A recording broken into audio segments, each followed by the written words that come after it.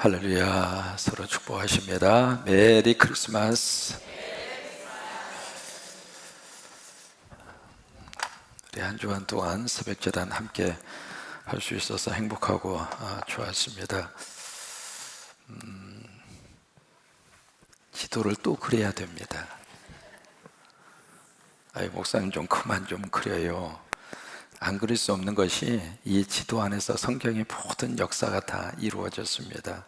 그래서 늘 지명이 나올 때는 이 지도를 꼭 생각을 하고 지명을 보시면은 그런 하나의 습관을 들이는 게 좋습니다. 지금 이제 역사의 패턴이 어디에서 이루어지는 역사냐면 바로 여기입니다. 이쪽에서 여기 이제 페르시아만이라고 하는 만이 이렇게 있고, 이쪽에 두 개의 큰 강이 형성이 되어 있습니다. 이쪽에도 나일강이 있고요, 여기는 요단강이 있고요, 이쪽에 있는 것이 유프라데스강, 바로 옆에 있는 것이 티그리스강이라고 하는 강입니다. 이 강과 강 사이에 바로 여기에서 세계 3대 문명 중에 하나가 발생을 합니다. 그러니까 나일강을 중심으로 나일 문명이 발생을 했고, 그 다음에 유프라데스 티그리스강, 바로 그 강 사이에서 메소포타미아라고 하는 문명이 발생을 합니다. 세계사적으로 이 문명이 발생한 것이 다 아시아 지역에서 나왔습니다. 그러니까 이 양쪽에 벌써 이제 지중해를 중심으로 해서 거대한, 여기에 애굽의 나일강 이쪽 중심에서 하나의 큰 문명이 발생을 했고, 바로 여기서 메소포타미아 문명이라고 하는 것이 발생을 합니다. 근데 이 메소포타미아라고 하는 단어의 뜻은 강과 강 사이다, 그 말입니다. 그러니까 이쪽에 유프라데스 강, 이쪽에 티그리스 강이 있었잖아요. 그러니까 이 양쪽 사이에 거대한 평원이 형성이 되어 있는 겁니다. 거기를 중심으로 해서 이제 메소포타미아라고 하는 이 문명이 발생을 하는데, 모든 문명의 그 기원은 바로 물입니다. 물이 있어야 사람이 살게 되고, 물이 있어야 문명이 발생을 하게 되는데, 바로 여기 유프라데스하고 티그리스라고 하는 이 강이 엄청난 물을 보유하고 있었죠. 이게 합쳐져서 이쪽에 페르시아만이라고 하는 만으로 이 물이 흘러갑니다. 그래서 이제 여기 그 바벨론을 이야기할 때 오늘 성경에서도 그게 나오죠. 물 위에 앉았다. 계시록에 보시면은 바벨론을 그렇게 말씀을 하고 있습니다. 물 위에 앉아 있다. 오늘 성경에서도 바벨론에 대한 심판을 쭉 말씀을 하시면서 바로 그들이 13절에 보시면은 많은 물가에 살았다, 그렇게 표현하고 있잖아요. 그러니까 이 바벨론이라고 하는 이 나라가 풍부한 이 물 수자원, 거기에서 이제 그 문명과 문화를 발생을 시켰는데, 바로 이 사이에서 형성이 된 나라가 바벨론이라고 하는 나라입니다. 이 나라가 어느 정도 문화와 문명이 발생을 했느냐면, 벌써 그 당시에 토관이라고 하는 것을 이용을 해서, 지금 우리가 이제 PVC라든지 여러 가지 파이프를 통해서 우리가 집에까지 수돗물이 들어오잖아요. 그래서 수도꼭지를 틀면 뭐가 나오죠? 세상에, 이거요 상상할 수 없는 겁니다. 지금야 우리들이 자연스럽게 생활의 일부로 쓰고 있습니다만은, 진여신도 어렸을 때 수도꼭지 틀면 물 나왔어요? 안 나왔다고 그러잖아요. 우물에서 다 물 길어 먹었죠. 조금 발전된 데 가면은 뭐예요? 펌프로 해가지고 그렇게 해서 물을 길어 먹었죠. 근데 어렸을 때만 하더라도 모두가 다 우물에서 퍼서 먹었지 집안까지 물이 오질 않았어요. 근데 벌써 수천 년 전에 이 사람들은 토관을 이용을 해서 유프라데스 강의 강줄기를 다 자기들이 필요한 만큼 이 물줄기를 다 바꿔버린 거예요. 그래서 그것을 농업용수로 썼고 생활용수로 썼고요.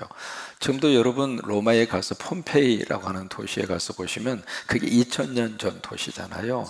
그 도시에 가면 거기에 이제 베스메수라고 하는 그 화산이 폭발을 해서 그 화산재가 한 도시를 덮어버린 겁니다. 그래서 2000년 전의 모습이 그대로 보존이 돼 있는 거예요. 거기 가서 보시면은 벌써 2000년 전에 이게 관을 이용을 해서 각 집마다 이 파이프 시설을 다 해놨어요. 그러니까 이 바벨론, 이 메소포타미아 문명이 얼마나 융성했는가, 그걸 우리가 짐작을 할 수가 있는 거죠. 그래서 여기 사이에서 형성이 된 나라가 바벨론이라고 하는 그 나라입니다. 이 바벨론 나라는 바로 누가 주축이 돼서 세웠느냐면 아모리 족속이 주축이 돼서 세웁니다. 이 아모리 족속은 바로 이스라엘 백성들이 애굽에서 나오잖아요. 애굽에서 나와서 가나안 땅 들어갈 때 가장 먼저 부딪힌 족속이 아모리 족속이에요. 그래서 이제 여호수아하고 한바탕 붙잖아요. 그때 여호수아가 죽을 때까지 이 아모리 족속과 계속 싸움을 벌입니다. 그러니까 이스라엘의 역사하고 이쪽에서 형성이 된 이 나라하고는 갈등이 그렇게 끊임없이 있었던 거예요. 여러분, 나라와 나라 사이에 갈등은 계속해서 있습니다. 어느 때 이 갈등이 멈추는가? 어느 한쪽이 큰 힘을 가졌을 때, 그때는 갈등이 멈춥니다. 왜? 붙어봤자 얻어 터지니까. 그러니까 전 세계적인 것도 그렇고 국지전도 마찬가지고요. 이 전 세계가 어느 때 평화를 가지는가, 어느 한 나라가 강력한 힘을 가지고 있을 때, 그때는 누구도 싸우면 안 돼요. 싸우면 가서 한바탕 두들겨 패니까 그것을 팍스 로마나, 팍스 아메리카나, 팍스 스코틀랜드나 뭐 그런 말을 쓰는 거예요. 그런 말을 썼을 때에는 그 당시에는 로마가 거대한 힘을 가지고 있어서 싸우면 이렇게 시끄럽게 떠들어 이놈들아 조용히 지내, 그러면 꼼짝 못하는 거예요. 그러니까 나라와 나라 사이에서도 어느 한 나라가 강력한 힘을 가지면 옆에 있는 나라는 어떻게 해보지를 못합니다. 그러니까 아무 말도 못하고 죽어 지내는 거죠. 그것이 어떤 의미에서 평화의 시대처럼 그렇게 보이는 거죠. 그러니까 이쪽도 마찬가지로 계속 갈등과 싸움의 구조 속에서 그렇게 살았는데, 이 아모리 족속을 중심으로 바벨론이라고 하는 이 나라가 형성이 됩니다. 형성이 되는데 그 바벨론의 왕, 그 나라 가운데 6번째 왕이 누구냐면, 여러분들이 세계 역사 시간에서 배운 사람이에요. 누구냐면 함무라비입니다. 함무라비. 그 사람이 인류 최초의 법전을 만들죠. 그것이 그 유명한 함무라비 법전이에요. 그 함무라비 법전을 보면 현대인들이 읽어도 야, 어떻게 그 당시 이런 법을 제정해서 공포할 수가 있을까 싶을 정도로 몇 가지 예를 들어볼게요. 만약에 어떤 사람이 남의 땅에 있는 나무를 베었잖아요. 그러면 그 나무에 대해서 반드시 변상을 해 주어라. 그러니까 남의 재산권에 대해서는 그 재산권을 인정을 해 주어라, 그 말이에요. 만약에 아들이 아버지에게 못된 짓을 하면, 참 재미있는 법이 있어요. 아들이 아버지에게 못된 짓을 하면 처음에는 아버지가 용서해 주어라. 근데 두 번째 못된 짓을 하면 사정없이 집에서 쫓아버려라. 여러분, 써놓았다가 꼭 그렇게 실천하세요. 또 하나의 법이, 무슨 법이 있느냐면, 아들이 아버지를 구타를 한다. 그러면 그 아들의 두 손을 잘라버려라. 또 하나, 이 함무라비 법전에서 유명한 법이 있습니다. 눈에는 눈, 이에는, 그게 함무라비 법전이에요. 그 법전을 만든 사람이 이 바벨론 이 제국의 6번째 왕입니다. 그러니까 바벨론이라고 하는 이 제국이 얼마나 지금 우리가 생각해도 구조를 갖춘 합리적인 그런 국가를 가지고 있었는가, 그래서 우리가 알 수가 있는 거죠. 그래서 이 강을 중심으로 해서 이쪽에 메대가 있었고, 이쪽에 바사가 있었고, 이쪽에 아수르가 있었고요. 그러니까 처음에 어떻게 판도가 바뀌어졌느냐면, 이 바벨론하고 메대가 둘이 합쳐서 아수르를 친 겁니다. 아수르를 쳐서 이 바벨론이 아수르를 먹었어요. 먹었어. 먹은 다음에, 그 다음에 참 여러분, 이 사람 개인도 그러고 국가도 그러고 똑같아요. 이 바벨론이 이쪽 아수르를 먹었잖아요. 먹으니까 이 다음에는 메대가 바벨론을 치려고 그래요. 이 세상에 영원한 적도 없고 영원한 친구도 없습니다. 여러분, 미국은 계속 우리를 지켜주리라 꿈 깨세요. 그러면 계속 중국하고 한국은 적대 관계 속에서 살아야 하는가? 그것도 아닙니다. 우리가 일본하고 이 감정적인 그 관계, 그것은 참 풀어가기가 어렵습니다만은, 그러면 보세요. 일본하고 한국하고는 계속 으르렁대고 살아야 하는가? 그건 나라라고 하는 것은 이게요, 이사도 못 갑니다. 일본이 싫다고 그래서 우리가 통째로 어디로 가고 싶은데 갈 데도 없어요. 어떻게 할 수 없는 거예요. 지정학이라고 하는 것은 운명적으로 주어진 거예요. 그러니까 그 안에서 어떻게 하면 이 국제정서를, 국제정치학의 구도, 역학 구도를 잘 판단을 하고 지혜롭게, 그래서 니즈자들의 생각이 중요한 거고, 정책을 결정하는 사람들이 그 시대를 읽을 줄 아는 안목이 필요한 거예요. 그래서 미래를 바라보고 설계를 하고 정책을 결정하고, 또 하나, 그럼 한국은 어디에 붙어야 되는가? 답이 있습니다. 이기는 쪽으로 붙으면 한국은 삽니다. 지는 쪽에 붙으면 반드시 집니다. 이기는 쪽으로 붙어야 돼.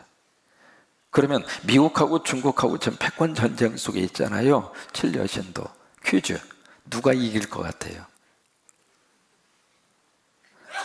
대답 안 하셔도 뭐라고 안 합니다. 지금 미국하고 중국하고 패권 전쟁 중에 있잖아요. 누가 이길 것 같아요? 하나님만 아시죠? 맞아요. 정답이에요. 그런데 미국이 이길 확률이 100%예요. 그러면 한국은 어디로 붙어야 돼요? 미국으로 붙어야 돼요. 여러분, 이 답은 정확합니다. 어느 쪽에 힘이 센가 그 말이에요. 어느 쪽이 강력한 파워를 가지고 있는가. 그 힘이라고 하는 것은 안보적인 힘, 그 다음에 경제적인 힘, 그것을 말하는 거예요. 어느 쪽이 안보가 더 튼튼한가, 어느 쪽이 군사력이 강한가, 그리고 어느 쪽이 경제력이 강한가. 그것에 의해서 힘의 논리에 의해서 기울어지게 되어져 있는 거예요. 그러니까 우리는 어느 쪽으로 붙어야 되는가 물어보나 말아요. 아이, 그럼 중간에 딱 서서 여기도 양쪽에서 다 우리가 이용을 하면 얼마나 좋겠느냐고. 아이고, 세상에 그렇게 양쪽에서 그렇게 친절하게 잘해주는 나라가 어디가 있습니까? 순진한 생각을 가지면 양쪽 한테 얻어 터지는 거예요. 그러니까 이게 바벨론이 메대하고 이렇게 힘을 합쳐서 아수르를 먹었어요. 그 다음에 이 메대가 바벨론을 칠 생각을 합니다. 칠 생각을 하면서 혼자 힘으로는 약하니까 밑에 있는 바사에게 우리 손잡고 이 바벨론 치자, 그런 거예요. 그래서 메대의 군인들이 이 바사에게 이렇게 협약을 요청했는데 이 바사가 거절을 하죠. 그래서 메대의 왕이 화가 나서, 아 그래? 그러면 내가 너부터 칠 거야 하고 바벨론에 치고 들어오잖아요. 치러 들어오는데 보내는 이 군인들마다 본인은 이 보내서 이쪽을 바사를 치라고 그러니까 지휘관들이 전부 다 바사에게 다 손들고 투항을 해버려요.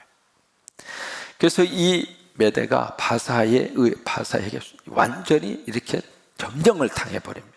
한순간에 메대가 바사에게 넘어가 버린 거예요. 그리고 그 힘을 가지고 뭘 쳤는가? 바벨론을 친 거예요. 그래서 여러분, 이 역사적인 사건을 기억을 하고 성경을 읽으셔야 혼동이 안 됩니다. 뭐냐면 오늘도 51장에 보시면 메대가 쳤다고 그랬습니다. 메대가, 오늘 성경에 그렇게 기록이 되어 있거든요. 11절에 보시면은 화살을 갈며 둥근 방패를 준비해라. 여호와께서 메대 왕들의 마음을 부추기사. 겉으로 드러났을 때에는 바사하고 메대가 치는 것처럼 보이지만 지금 에레미야는 뭐라고 말씀을 하시는가? 하나님이 그렇게 충동질시켰다 그 말이에요. 하나님이 그렇게 하게 하셨다 그 말이에요. 그러니까 그들은 그것을 모르고 전쟁을 했죠. 그러나 그 역사 속에 하나님의 섭리가 있었고 하나님의 역사하심이 있었고 하나님의 계획이 있었다 그 말이에요. 근데 여기 메대라고 하는 말이 나오잖아요. 그러니까 메대 왕이 바벨론으로 공격해서 친 것처럼 그렇게 기록이 되어 있습니다만은 역사적으로 보면은 잘 기억을 하셔야 돼요. 메대가 아니라 바사입니다. 바사가 친 거예요. 그러면 왜 메대라고 그랬을까? 이유가 있어요. 지휘는 누가 했느냐면 바사의 왕과 바사의 지휘관들이 지휘를 했어요. 그런데 그 군대하고 그 작전에 참여한 사람들은 누구냐면 모두가 다 메대 군인들이에요. 왜? 메대 군인들을 통째로 바사가 이렇게 딱 삼아서 그 힘을 가지고 바벨론을 쳤거든요. 그래서 겉으로 봤을 때는 바사지만은 속으로 들어가서 보니까 거기에 참여한, 그 전쟁에 참여한 모든 군인들이 메대 군인들이에요. 그래서 메대라고 하는 말을 그래서 쓰는 것이고, 또 하나 메대와 바사를 성경은 같이 혼용해서 쓰고 있는 거예요. 그런 역사적 사실을 우리가 기억을 하고 이 성경을 읽으면 그런 틀 속에서 이렇게 말씀을 하시고 있구나라고 하는 거예요. 그 다음에 지금 에레미야, 지금 우리가 함께 51장까지 왔습니다만은 이 에레미야 예언의 말씀이 어느 때 그들에게 주어졌는가? 이 바벨론이 가장 왕성할 때, 그때 하나님이 에레미야를 통해서 주신 예언의 말씀이에요. 가장 잘 나가고 있을 때, 언젠가 당신들은 망하게 될 것이다. 그것도 구체적으로 나라 이름까지 명시를 합니다. 메대와 바사가 당신들을 칠 것이요. 그럼 여러분 보세요. 지금 한창 잘 나가고 있는데 미래에 한 70년 후에 일어날 그 일을 누군가가 예언을 해주고 이야기해 준다면 귀담아 들을까요? 아니면 스쳐 지나갈까요? 그렇죠? 귀담아 안 듣는 거예요. 여러분, 성경의 위대함이 어디가 있는가? 성경은 지나간 역사를 정리해서 기록한 책, 그것으로 끝나지 않습니다. 물론 지나간 과거의 역사를 성서적으로 해석해 놓은 그 일도 있습니다만은 미래에 나타나게 될 하나님의 거룩한 역사를 미리 우리에게 말씀을 하시고 있는 그것이 바로 선지서예요. 선지서. 그래서 이 말씀을 지금 누구에게 선포하고 있는가? 바로 이스라엘의 백성들에게 선포하고 있는 거예요. 왜? 지금 여기에 포로로 끌려가 있잖아요. 포로로 끌려가 있는 그들에게 앞으로 이 역사가 이렇게 흘러갈 것이다. 그렇다면 너희는 무엇을 준비해야 하는가? 그거예요. 오늘 여기에 뭐라고 말씀을 하시는가? 여기 이제 이스라엘 백성들에게 주시는 하나님의 말씀 6절입니다. 5절과 6절을 읽습니다. 5절, 이스라엘과 유다가 이스라엘의 거룩하신 일을 거역함으로 죄가가 땅에 가득하나 그의 하나님 만군의 여호와에게 버림받은 호라비는, 참 기가 막힌 말씀이죠. 그러니까 이 바벨론은 하나님 앞에 죄를 범함으로 완전히 멸망을 시키지만은 이스라엘은 죄가 있어서 하나님이 치긴 치지만 완전히 버리지는 않았다. 완전히 버리지는 않았다. 어제 우리 교도소 예배에 가서 교도소 수감자들하고 함께 예배를 드리고 나오려고 그러는데 우리 교회 안수 집사님이 거기에 교도 그 개장으로 있잖아요. 그래서 목사님 누구 좀 잠깐 좀 면회 좀 해주고 가라고. 그래서 이제 따로 밖에서 좀 기다리라고 그러고 제가 갔어요. 지금까지는 그 교도소에 들어가서 예배당으로 갔지 거기서 안쪽으로는 안 들어갔거든요. 왜? 내가 들어갈 일이 없잖아요. 근데 안쪽으로 이렇게 들어가니까 거기에 개인 접견실이 있고, 그래서 누구를 만났느냐면 그분이 이제 저한테 편지를 한번 보낸 적이 있었어요. 그래서 그 편지에 대해서 내가 답장도 해주고 그랬는데 어제 예배에 참석을 못한 거예요. 법정에 출두를 하느라고. 근데 마침 예배 중에 그분이 오셨다고 하는 연락을 받고 가면서 좀 오늘 꼭 좀 이분 좀 만나주고 가시라고 그래서 가면서 이야기하는 거예요. 오늘 법정에 가서 검사의 구형을 받았는데 사형 구형을 받은 거예요. 그리고 이제 지금 교도소에 왔는데 목사님이 꼭 좀 만나고 갔으면 좋겠다. 그래가지고 이제 제가 신학생 때 안양교도소 선교를 할 때 그때도 사형수들을 많이 만났습니다. 이제 이 군산 교도소에서는 사형 언도를 받은 사람은 내가 처음 만나요. 그래서 이제 가서 이제 딱 가서 이제 같이 잠깐 이렇게 이야기를 하는데 이제 사람이 완전히 그냥 넋이 나간 거죠. 그렇잖아요. 그래서 이제 내가 무슨 말을 해야 하나 하고 이렇게 잠깐 이렇게 있는데 그냥 눈에서 눈물만 펑펑 쏟는 거예요. 그 형제하고 내가 잠깐 이야기하면서 그 이야기 해줬어요. 뭐냐면 지금 이 시간에 목사를 만나게 하고 목사하고 이렇게 이야기를 하게 하고 여기에 하나님께서 당신 아직 버리지 않으셨다. 그러니까 그 딸이 그 법정에 와서 증언을 하는데 그 딸이 그냥 우리 아빠 나오면 우리 다 죽인다고. 그렇게 이제 딸이 증언을 하니까 검사는 딸의 증언을 듣고 그대로 이제 사형을 구형을 시키는 것이고, 모르겠어요. 이분 이야기는 그 사건하고 딸하고는 아무 관계가 없다고 하는 거예요. 근데 모르겠어요, 자세한 것은. 어쨌든 그러니까 그 딸의 증언을 듣고 검사는 이제 이 사람에게 사형을 구형을 했는데, 잠깐 들어보니까 그 딸이 무당이더라고요. 순간적으로 그런 생각이 들었어요. 이 악한 영이 한 사람을 죽이려고 하고 있구나. 그 생각이 이제 버터 이렇게 들더라고요. 들면서 이렇게 나하고 이런 시간을 갖게 되는 이 자체가 아직 하나님이 당신을 포기하지 않았다고, 아직 당신을 버리지 않았다고. 그래서 이 사람이 법정에 나가기 전에 이미 법정에서 아예 자살을 생각을 하고 마지막 편지를 쓰고 나간 거예요. 어쨌든 이제 자살을 시도하지 않고 다시 교도소로 왔는데, 이제 그 얘기 했어요. 내가 교도소 예배는 가능한 한, 어쨌든 교도소 예배는 내가 온다. 다른 일을 다 뒤로 하더라도. 그러니까 다음에 내가 교도소 예배 와서 내가 또 당신 만날 터이니까 그때까지 하나님 어떻게 역사하는지 한번 지켜보자. 그리고 기도해주고 그리고 왔어요. 지금 이스라엘 백성들에게 5절에서 그 말씀을 하시는 거예요. 그러니까 내가 너희들을 여기 죄로 인해서 여기 포로로 끌려올 수밖에 없도록 그렇게 되긴 했지만 내가 버리지는 않은데,